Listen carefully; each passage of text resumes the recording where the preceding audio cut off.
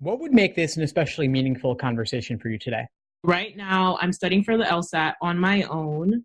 I'm using Khan Academy. I'm thinking to apply to law school next year, not this year, due to the fact that I'm not prepared for the LSAT. So that's where I am right now. Okay, so do you have a particular test date in mind? No, I don't.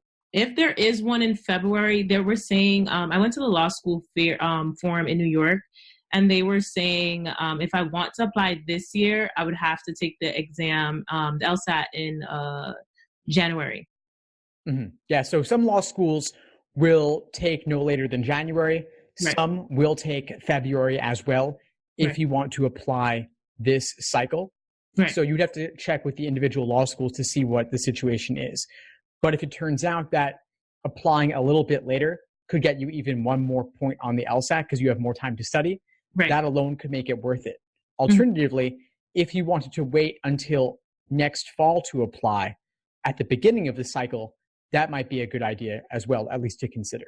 Right. Okay.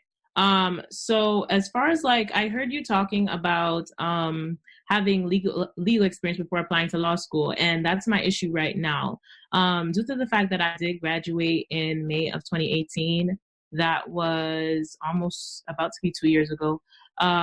Would you suggest I get some type of legal experience? I mean, I do have the GPA for the school that I want to apply to, but I'm not sure where I'm standing with my LSATs as of right now. So do you think it would be a good idea to get legal experience? Right now, I work at a law firm, but it's not directly working with attorneys. It's more so data entry.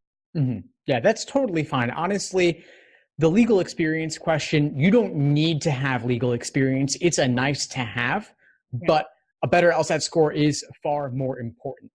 On your application, if you can show in some way that you understand what lawyers actually do versus what you see on TV, how they're portrayed in the media, that will make a big difference, but you don't have to actually have been a paralegal or anything like that. And the fact that you're already working at a law firm, regardless of the context, shows that you are at least exposed in some way to what it's actually like. Even the data that you're inputting is related to the law or the cases they're working on, I would imagine.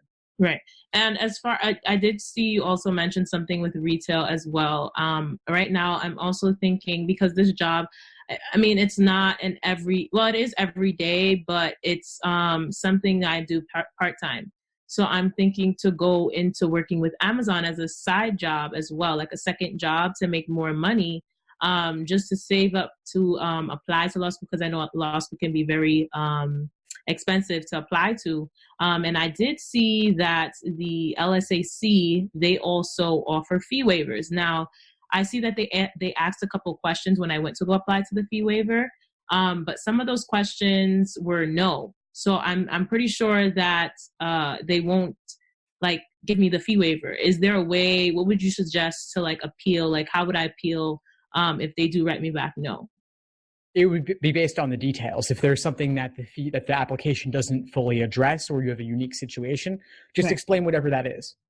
Okay. Do you have students that have they appealed and got through with it? Like, yeah, absolutely. You know, like their scenario of what occurred? Because I mean, my mom, it's just me and my mom. So my dad isn't alive anymore. So I don't know if that might qualify. Do you know?